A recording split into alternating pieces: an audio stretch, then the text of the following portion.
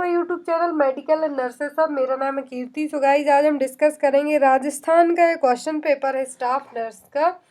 I think 2019 का question paper है। सो I hope आपको वीडियो अच्छा लगे तो वीडियो में एंड तक जरूर बने रहें। साथ ही साथ चैनल पर नए हैं तो चैनल को सब्सक्राइब जरूर कर लेना और बेल आइकन को प्रेस कर लेना, ताकि जब भी वीडियो पब्लिश करूँ मैं आपको नोटिफिकेशन मिले और आप लोग वीडियोस को देख सकें। तो गाइस, ये राजस्थान का पुराना पेपर है, स्टाफ नर्स का ही पेपर है। तो यहाँ पर जो सिलेबस आपने पब्लिक हेल्थ नर्स और कम्युनिटी हेल्थ ऑफिसर के लिए पढ़ा है तो सिलेबस सेम रहा है, इसीलिए मैं क्वेश्चन पेपर आपको प्रोवाइड करा रही हूँ। आई होप आपको हेल्पफुल रहे। तो यहाँ पर टोटल 100 क्वेश्चन है, जिसमें से 60 क्वेश्चन हैं जो आपके नर्सिंग सब्जेक्ट से हैं। बाकी रिमेनिंग 40 क्वेश्चन हैं जो जीके और एप्टीट्यूड के रहने वाले हैं। तो इसमें जो जीके है वो राजस्थान का जीके है। तो यहाँ पर हम इस क्वेश्चन पेपर को 2 पार्ट में पढ़ेंगे, क्योंकि टोटल 100 क्वेश्चन हैं वो आपके लिए ज़्यादा हो जाएंगे, इसीलिए। तो यहाँ पर हम वीडियो को स्टार्ट करते हैं। साथ ही साथ जीके के लिए मेरा दूसरा चैनल है जीके विद कीर्ति, आप उस पर जाके भी चेक कर सकते हैं। वहाँ पर मैं अभी रिसेंट में वीडियो पब्लिश कर रही हूँ। अभी एट प्रेजेंट मैंने एक बहुत ही अच्छा वीडियो डाला है जिसमें कि रिसेंट में कौन क्या है, दैट मीन्स हमारी गवर्नमेंट में जो हेल्थ ऑर्गेनाइजेशंस हैं, जितने भी इंटरनेशनल एजेंसीज हैं, तो उनमें जो बड़ी बड़ी पोस्ट है, डायरेक्टर, एमडी, सीईओ और जो भी चेयरमैन कौन है, तो उन सभी के नाम दिए हुए हैं वहाँ पे, तो आप जाके वो भी देख सकते हैं। तो यहाँ पे हम स्टार्ट करते हैं। तो यहाँ पर टोटल 100 क्वेश्चन हैं। तो हम फर्स्ट पार्ट पढ़ेंगे जिसमें 60 क्वेश्चन है नर्सिंग के, नर्सिंग सब्जेक्ट के 60 क्वेश्चन है। बाकी के जो रिमेनिंग 40 जीके के क्वेश्चन रहेंगे वो हम नेक्स्ट पार्ट में पढ़ेंगे। और ये राजस्थान का क्वेश्चन पेपर है, सो आई होप आप लोग के लिए हेल्पफुल रहे, क्योंकि राजस्थान सीएचओ की जो टेंटेटिव डेट रखी गई है एग्ज़ाम की, वो कितनी है, 11 अक्टूबर। दैट मीन्स आपके पास ज़्यादा टाइम नहीं है।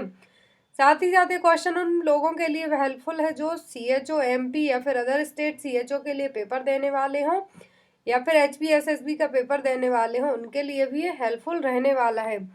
क्योंकि हिमाचल प्रदेश एसएसबी का जो स्टाफ नर्स का पेपर होने वाला है वो 4 अक्टूबर को, उसकी डेट भी आ गई है। तो वो पेपर आई थिंक 4 अक्टूबर को होने वाला। आप लोग एक बार कंफर्म जरूर कर लेना जो भी लोग पेपर देने वाले हों, क्योंकि मुझे इतने सारे एग्ज़ाम्स होते हैं, सभी की डेट्स तो याद नहीं रह सकती हैं। बट मैं आपको टेंटेटिव डेट है जो मेरे पास व्हाट्सएप मैसेज आते हैं उनके अकॉर्डिंग मैं आपको बता रही हूँ। तो एक बार आप लोग ज़रूर चेक कर लेना। और जिनका भी राजस्थान सीएचओ के फॉर्म में कुछ प्रॉब्लम्स हो रही हैं उनके लिए डेट एक्सटेंड कर दी गई है। तो आप लोग जो राजस्थान सीएचओ के लिए ऑफिशियल वेबसाइट राज्य स्वास्थ्य, उस पर जाके एक बार ज़रूर चेक कर लें, क्योंकि वो नोटिफिकेशन भी आज ही सुबह आया है। तो आप लोगों के लिए आई होप हेल्पफुल रहे। तो यहाँ पर क्वेश्चन नंबर फर्स्ट है, for 10 month old child intramuscular injection can be given in. तो 10 महीने के बच्चे के लिए आईएम इंजेक्शन कहाँ पर दिया जाएगा? ऑप्शन है डेल्टॉइड, एंट्रोलेटरल थाई, बटक या फिर एब्डोमेन। मेरे पास कमेंट्स आते हैं कि आप थोड़ा सा 5 सेकंड 3 सेकंड का टाइम हम लोगों के लिए भी दिया कीजिए, ताकि हम लोग भी आंसरिंग कर सकें। तो यहाँ पर क्वेश्चन है कि 10 month ओल्ड चाइल्ड है, उसको आईएम इंजेक्शन कहाँ पर देंगे? तो यहाँ पर इसका जो राइट आंसर होगा वो होगा B, anterolateral thigh. Next is the following structure pass through the greater sciatic foramen except. तो यहाँ पर सभी स्ट्रक्चर हैं जो ग्रेटर सियाटिक फोरामेन से क्रॉस करते हुए जाते हैं, पास करते हैं, बट किसी एक को छोड़कर। ऑप्शन है superior gluteal artery, sciatic nerve, obturator internus tendon या फिर प्यूडेनल नर्व।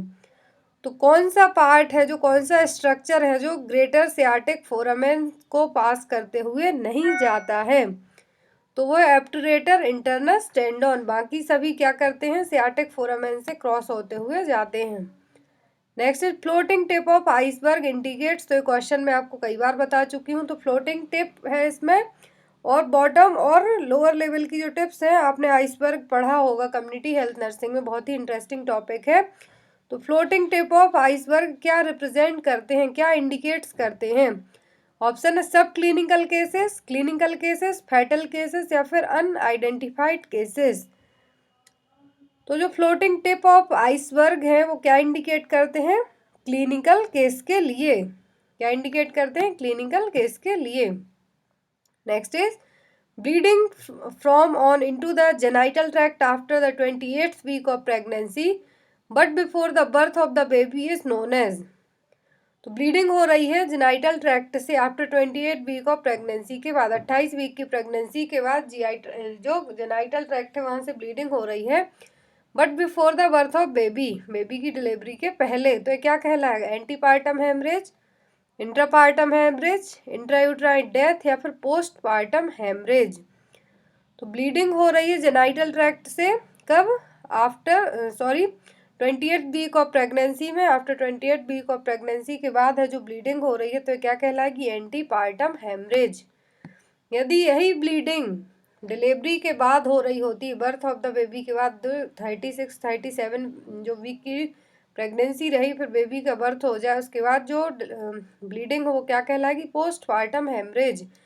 और ड्यूरिंग द लेबर पेन के टाइम पर जो ब्लीडिंग होगी वो क्या कहलाएगी? Intrapartum haemorrhage. बट यहाँ पर क्वेश्चन है एंटीपार्टम हेमरेज को लेके कि पहले ही एंटी दैट मीन्स पहले ही ब्लीडिंग होना स्टार्ट हो गई है, बर्थ ऑफ द बेबी के पहले स्टार्ट हुई है, तो क्या है? Antepartum haemorrhage. Next is the position given to the patient for abdominal paracentesis is. ये क्वेश्चन अभी आया था नॉर्थ सेट में कि कौन सी पोजीशन दी जाती है जिस पेशेंट का एब्डोमिनल पैरासिंथेसिस प्रोसीजर परफॉर्म किया जाना हो। ऑप्शन है यहाँ पर supine position, लिथोटॉमी position, followers position या फिर नी चेस्ट पोजीशन।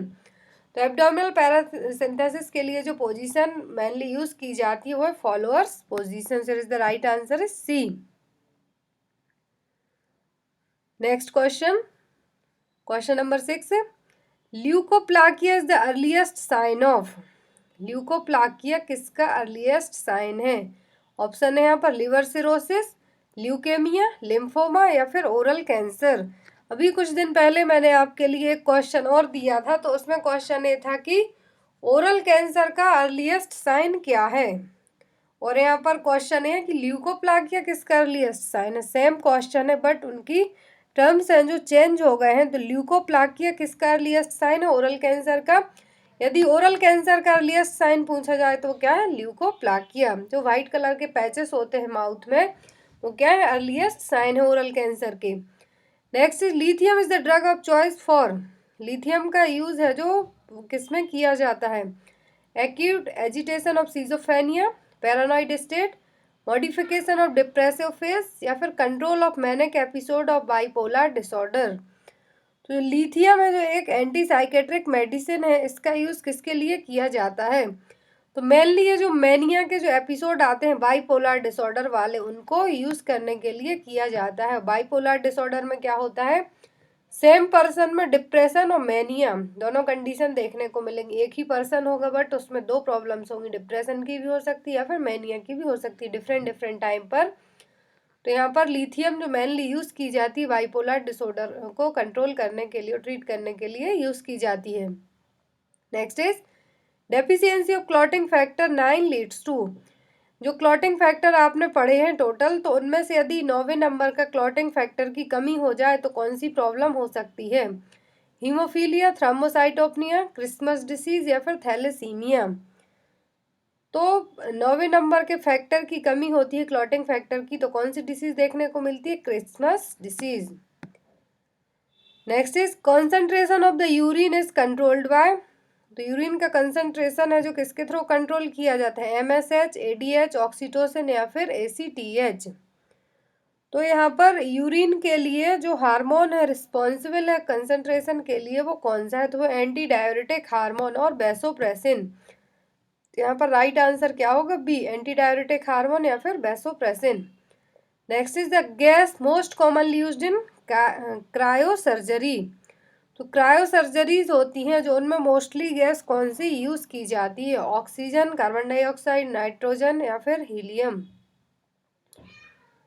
हाइड्रोजन है यहाँ पर ऑप्शन डी में। तो जो क्रायो सर्जरीज परफॉर्म की जाती हैं उनमें जो मेनली गैस यूज होती है वो क्या है? CO2, carbon dioxide.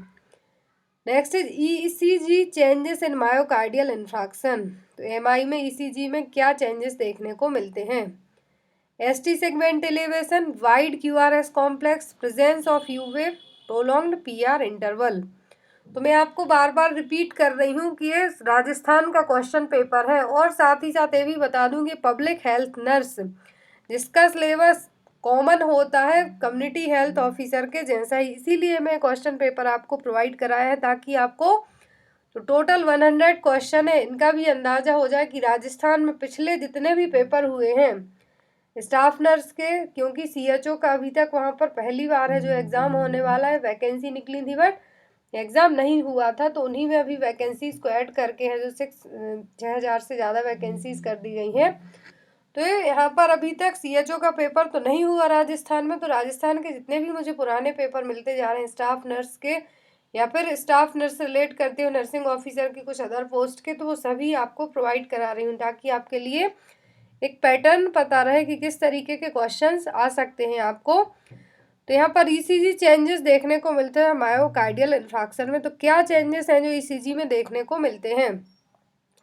तो अलग अलग तरीके से जो ईसीजी चेंजेस देखने को मिलते हैं, चाहे मायोकार्डियल इंफ्राक्शन हो, हाइपोकैलेमिया हो या फिर हार्ट अटैक हो, तो अलग अलग तरीके के चेंजेस रहेंगे। तो जो एमआई में जो मेनली ईसीजी चेंजेस देखने को मिलता है वो होता है ST segment elevation. Next is the structure called what are intracellular areas with specific function. एक स्ट्रक्चर होता है जो इंट्रासेल्युलर एरियाज में रहेगा और उसके कुछ स्पेसिफिक फंक्शंस रहेंगे। वो क्या होगा? इंक्लूजन्स, ऑर्गन्स, ऑर्गेनेल्स या फिर मैक्रो मॉलिक्यूल्स। तो यहाँ पर इसका जो राइट आंसर होगा वो क्या होगा? Organelles. The structure called organelles are intracellular areas with specific function. तो इंट्रासेल्युलर जो सेल्स है उनके और अंदर का जो एरिया रहेगा वहाँ पर एक स्ट्रक्चर प्रेजेंट रहेगा, वो क्या कहलाएगा? Organelles. Next is in which step of the nursing process would the nurse ask a patient if the medication he administer relieved his pain. तो नर्सिंग प्रोसेस के कौन से स्टेप में एक नर्स पेशेंट से पूछेगी कि जो मेडिसिन हमने आपको दी है उससे आपको दर्द में कुछ राहत मिली है कि नहीं। तो जो नर्सिंग की आपने अलग अलग स्टेप 5 स्टेज पढ़ी हैं, तो यहाँ पर ऑप्शन है असेसमेंट, एनालिसिस, प्लानिंग, इवालुएशन। तो आप क्या कर रहे हैं यहाँ पर? ना तो आप प्लान कर रहे हैं क्योंकि आप उसको ऑलरेडी मेडिकेशन दे चुके हैं, ना ही असेस कर रहे हैं। आप उस जो आपने उसके ऊपर इम्प्लीमेंटेशन किया है, जो आपने प्लानिंग करके इम्प्लीमेंटेशन किया है, उसको आप अब इवालुएट कर रहे हैं, उससे पूछ रहे हैं कि आपको इससे आराम मिला कि नहीं। तो ये क्या होगा? Evaluation. Next is which of the following is a sign symptom of a haemolytic reaction to blood transfusion. तो ब्लड ट्रांसफ्यूजन में जो एक हीमोलाइटिक रिएक्शन होता है उसका मेन साइन सिम्टम क्या है?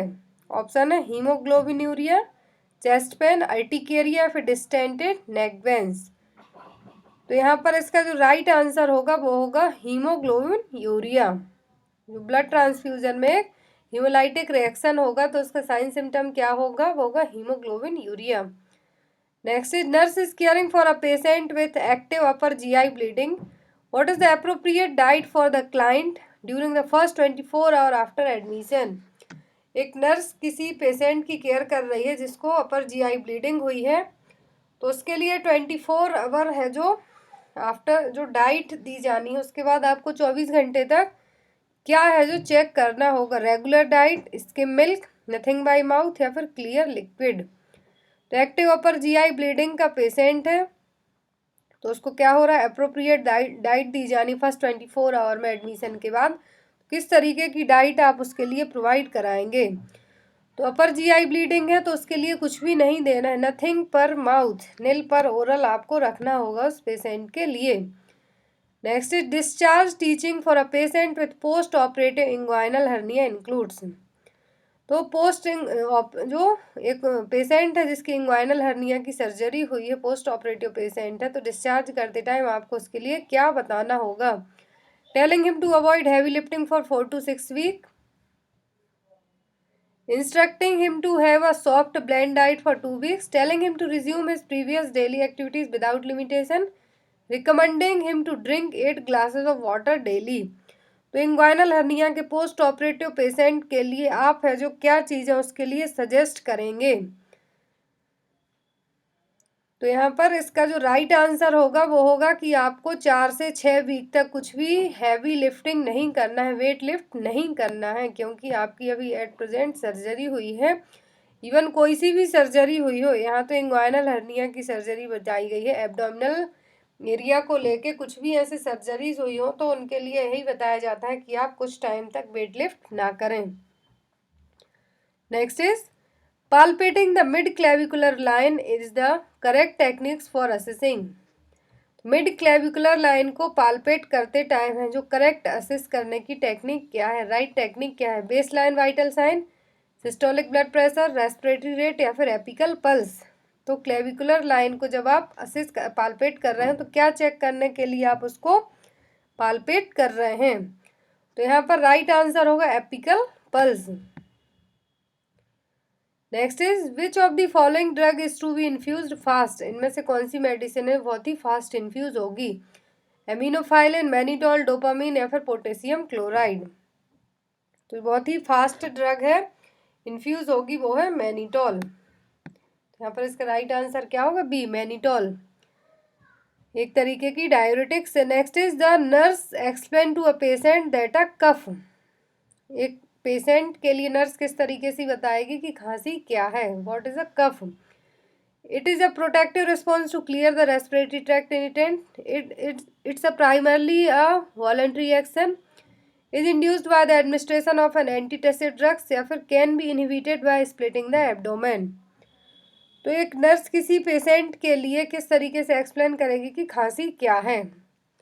तो जो नॉर्मल जो कफ होती है वो क्या है? प्रोटेक्टिव रिस्पॉन्स है रेस्पिरेटरी ट्रैक्ट इरिटेंट्स को बाहर निकालने के लिए, क्लियर करने के लिए। तो कफ क्या है? It is a protective response to clear the respiratory tract irritants. तो बेसिक कफ है, यहाँ पर कफ की डेफिनेशन पूछी गई है। Next, leading cause of maternal death in India is. India में मैटरनल डेथ का मेन कारण क्या है? ऑप्शन है एनीमिया, हेमरेज, सेप्सिस और अबॉर्शन या फिर ऑब्स्ट्रक्टेड लेबर। तो मैटरनल डेथ का मेन कारण है इंडिया में वो है haemorrhage, postpartum haemorrhage. Next is in partograph the labour process is divided into. तो पार्टोग्राफ जो लेबर प्रोसेस के लिए यूज किया जाता है तो कितनी प्रोसेस में डिवाइड किया गया? Latent phase and action phase, active phase and alert phase, latent phase and active phase और alert phase and action phase. ये रहा क्वेश्चन कि पार्टोग्राफ में जो लेबर प्रोसेस है ये कितने पार्ट्स में है जो डिवाइड की गई है? Question number 21। तो इसको लेटेंट फेज और एक्टिव फेज है जो कैलकुलेट की जाती है पार्टोग्राफ में, तो इस हिसाब से यहाँ पर इसका राइट आंसर क्या होगा? C, latent phase and active phase. Next is lymphatics are found in. Lymphatic fluids आपने पढ़े होंगे कहाँ पर प्रेजेंट होते हैं? ब्रेन, कोरोइड, वर्टिब्रा या फिर dermis of the skin. Lymphatics कहाँ पर प्रेजेंट होते हैं? Dermis of the skin. Next is which Plasmodium causes malignant malaria. तो प्लाज्मोडियम की आपने 4 स्पीसीज पढ़ी हैं, तो इनमें से कौन सी स्पीसीज है प्लाज्मोडियम की जो मैलिग्नेंट मलेरिया कॉज कर सकती है? प्लाज्मोडियम ओवेल, मलेरियाई, फाल्सीपेरम या फिर वाइवेक्स। तो जो मैलिग्नेंट मलेरिया कॉज कर सकता है वो क्या है? Plasmodium falciparum. Next is all of the following statement are true about donning sterile gloves except. तो स्टाइल ग्लव्स को पहनने का डॉनिंग करने का सबसे सही पॉइंट यहाँ पर सभी है बट किसी एक को छोड़कर। The first glove should be picked up grasping the inside of the cuff. The second glove should be picked up by inserting the glove finger under the cuff outside the glove. Glove should be adjusted by sliding the gloved finger under the sterile cuff and pulling the glove over the wrist. The inside of the glove is considered sterile. तो यहाँ पर जो correct statement नहीं है glove dawning के लिए, style glove dawning के लिए पहनने के लिए, तो वो कौन सा है? वो the first glove should be picked up grasping the inside of the cuff. Next is deep palpation is used to assess of the following. तो डीप पाल्पेशन क्या असेस करने के लिए किया जाता है? स्किन टर्गर, हाइड्रेशन, ऑर्गन या फिर टेम्परेचर। तो डीप पाल्पेशन असेस करने के लिए जो ऑर्गन का असेसमेंट है उसके लिए किया जाता है। Next is hyperemesis gravidarum is a. Hyperemesis gravidarum क्या है? ऑप्शन है burning micturition, severe type of diarrhoea, severe type of constipation या फिर severe type of vomiting in pregnancy. तो यहाँ पर इसका राइट आंसर होगा D, severe type of vomiting in pregnancy. Next is neurotransmitters. Neurotransmitters क्या है? Are electrical impulses, are found only in neuron with myelin sheaths, are signal molecule released eight synapses, are produced by muscles. तो जो neurotransmitters हैं वो क्या हैं? तो एक तरीके के सिग्नल मॉलिक्यूल्स हैं जो सिनेप्सिस के थ्रू रिलीज किए जाते हैं। यदि इनमें न्यूरोट्रांसमीटर है कुछ कमी होती है तब भी प्रॉब्लम है, ज़्यादा होते हैं तब भी प्रॉब्लम है, तो इनका बैलेंस होना चाहिए। यदि इनमें कम या फिर कुछ ज़्यादा होता है तो क्या डिप्रेशन, मैनिया, सिजोफ्रेनिया, बहुत सारी प्रॉब्लम्स हो सकती हैं, साइकोटिक प्रॉब्लम्स हो सकती हैं। न्यूरोट्रांसमीटर क्या है? Are signal molecules released at the synapses. Next is the most appropriate time for the nurse to obtain a sputum specimen for a culture. Sputum specimen culturing के लिए मोस्ट अप्रोप्रिएट टाइमिंग है जो क्या होगी? Early in the morning, after the patient eat light breakfast, after aerosol therapy या फिर after chest physiotherapy. तो most appropriate time रहेगा स्पुटम कल्चर के लिए वो क्या होगा? Early in the morning. Next is a disease characterized by precipitation of uric acid crystals in articular tissues. तो यूरिक एसिड क्रिस्टल्स का क्या होना? इकट्ठा होना आर्टिकुलर टिश्यूज में। तो ये कंडीशन क्या कहलाएगी? रिमेटाइड अर्थराइटिस, गट ऑस्टियोआर्थराइटिस या फिर रिमेटिक फीवर। तो डिसीज क्या कहलाएगी? गट, जिसमें यूरिक एसिड क्रिस्टल्स का ऑक्यूमुलेशन होगा जो भी आर्टिकुलर टिश्यूज होंगे वहां पर।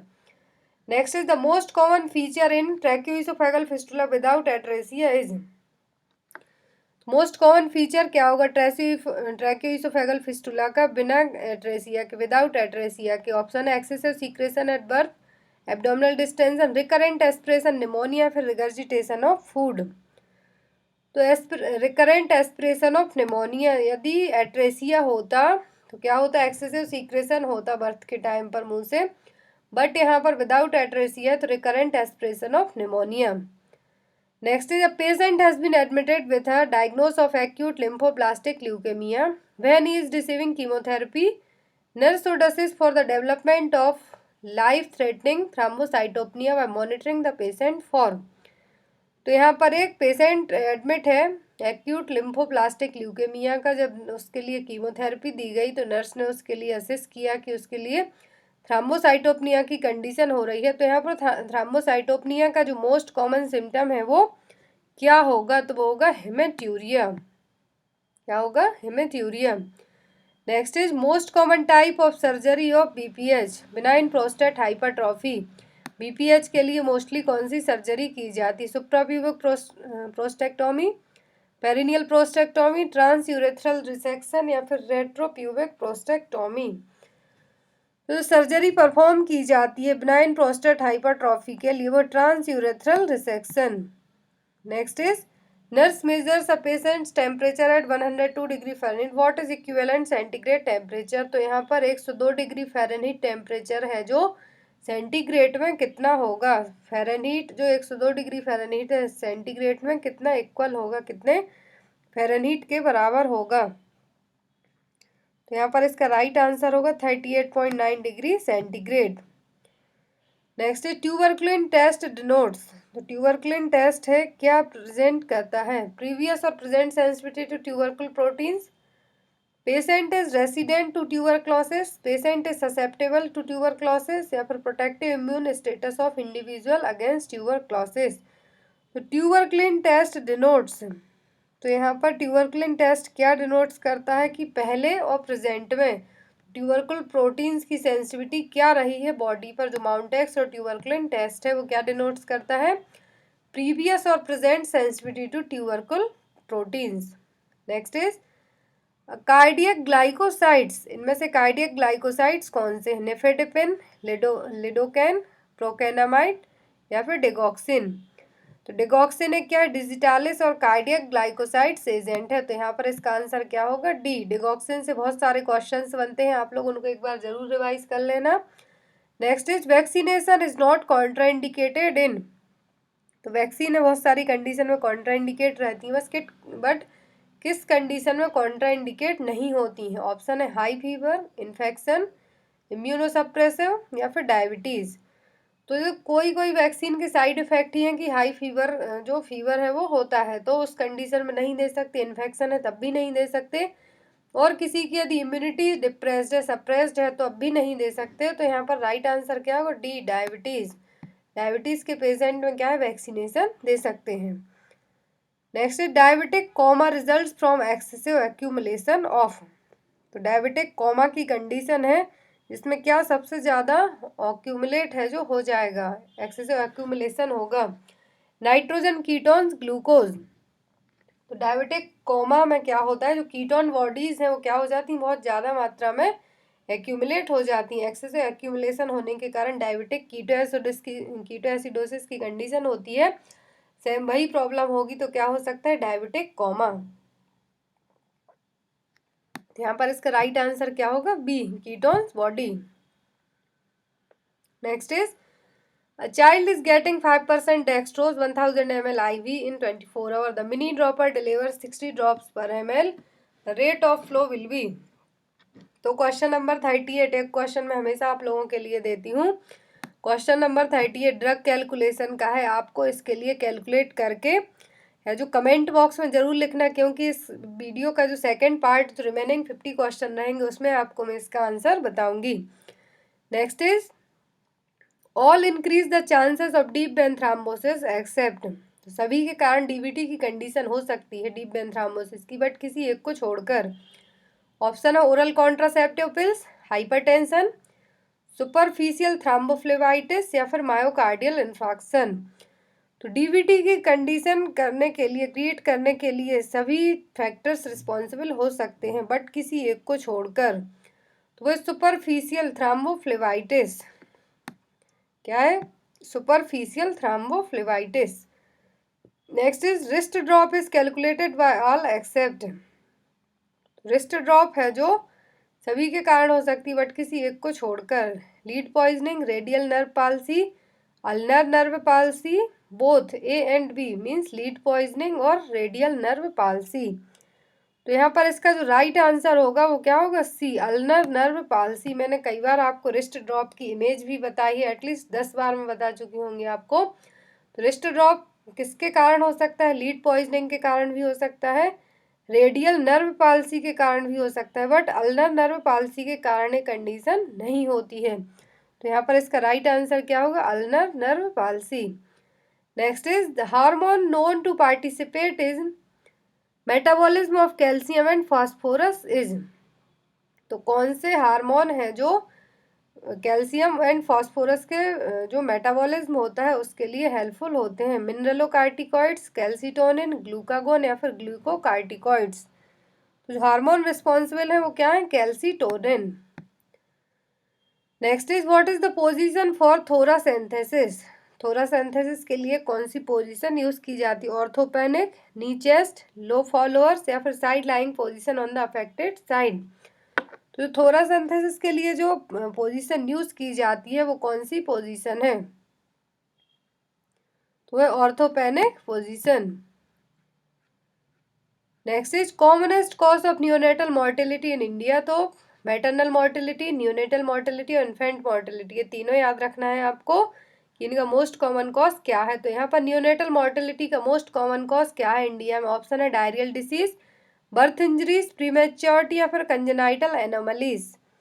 तो सबसे ज़्यादा जो न्यूनेटल डेथ होती हैं इंडिया में वो होती हैं प्री मैच्योरिटी के कारण। तो यहाँ पर राइट आंसर क्या होगा, C, prematurity. Next is the most important parameter of Apgar score is. तो अपगार स्कोर का जो मोस्ट इम्पॉर्टेंट पैरामीटर है वो क्या है, heart rate, respiratory rate, grimace और रिफ्लेक्स। तो जो मोस्ट इम्पॉर्टेंट पैरामीटर है अपगार स्कोर का वो क्या होगा, heart rate. Next is the leading cause of NCD is. NCD का जो लीडिंग कॉज है वो क्या है, ऑप्शन है डायबिटीज, इन्फेक्शन, टॉक्सेमिया या फिर हेमरेज। तो यहाँ पर इसका राइट आंसर क्या होगा, D, haemorrhage. Next is structure that pass from thorax to abdominal behind the diaphragm are all except. तो स्ट्रक्चर है जो थोरैक्स से एब्डोमेन तक जाते हैं, डायफ्राम के पीछे से बिहाइंड द डायफ्राम सभी, बट किसी एक को छोड़कर। Option azygos vein, aorta, thoracic duct या फिर ग्रेटर स्फ्लेंजिक नर्व। कौन सा स्ट्रक्चर है जो एब्डोमेन थोरैक्स से एब्डोमेन की तरफ जाएगा, बिहाइंड द डायफ्राम के पीछे से जाएगा, सभी जाएंगे बट किसी एक को छोड़कर, तो वो होगा azygos vein. Next is prothrombin time is increased in, तो प्रोथ्रोम्बिन टाइम है जो किस कंडीशन में बढ़ जाता है, पीटी टाइम है जो, option heparin therapy, obstructive jaundice, haemorrhagic disease of newborn, और D all of the above. तो पीटी टाइम है जो प्रोथ्रोम्बिन टाइम है, इन सभी कंडीशन में बढ़ जाता है, तो यहाँ पर इसका आंसर क्या होगा, D all of the above. Next is find out the odd one, इनमें से आपको कुछ डिफरेंट है जो वो बताना है, हेड, आर्म, नेक या फिर ट्रंक। तो इनमें से अलग क्या है, head, arm, neck and trunk. तो यहाँ पर इसका राइट आंसर होगा, वो होगा B, arm. Next question, Mullerian inhibiting substance is produced by, तो जो मिलेरियन इनहिबिटिंग सब्सटेंस है कहाँ से बनते हैं, स्ट्रोमा से, सर्टोरी सेल्स, लीडिंग सेल्स, या फिर D all of the above. तो ये कहाँ से बनते हैं, तो ये बनते हैं सर्टोरियस सेल्स से। Next is concentration of urine is controlled by, तो यूरिन का कंसंट्रेशन किसके थ्रू कंट्रोल किया जाता है, एडीएच हार्मोन के through. Next is immediately after cholecystectomy the nursing action that should assume the highest priority is, तो cholecystectomy के बाद है जो नर्स की फर्स्ट प्रायोरिटी, हाईएस्ट प्रायोरिटी क्या होगी। ऑप्शन है यहाँ पर, encouraging the client to take adequate deep breaths by mouth, encouraging the client to change the position frequently, changing the dressing at the least BID, irrigate the T-tube frequency।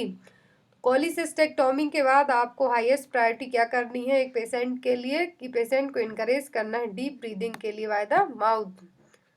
Next is dehydration in child with diarrhoea, thirst present, tears absent is, तो आपने 3 से 4 category पढ़ी हैं diarrhoea के लिए, mild, moderate, severe, 3 category पढ़ी हैं बच्चों में डायरिया के लिए। तो कौन सी कैटेगरी में है जो डायरिया की कैटेगरी में डिहाइड्रेशन रहेगा बच्चे में, थर्स्ट प्रेजेंट रहेगी बट टीयर्स हैं जो एब्सेंट रहेंगे, तो ये देखने को मिलेंगे मॉडरेट डायरिया में।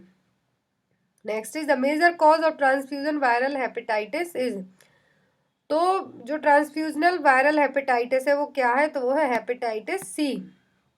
ट्रांसफ्यूजन के टाइम पर कौन सा हेपेटाइटिस हो सकता है, तो वो है हेपेटाइटिस सी। तो गाइज ये था पार्ट फर्स्ट, जो रिमेनिंग क्वेश्चन है हम पार्ट सेकंड में डिस्कस करेंगे। सो आई होप आपको वीडियो अच्छा लगा तो लाइक जरूर कर देना, साथ ही साथ अपने दोस्तों के साथ भी शेयर करना। Thank you for watching us, bye bye.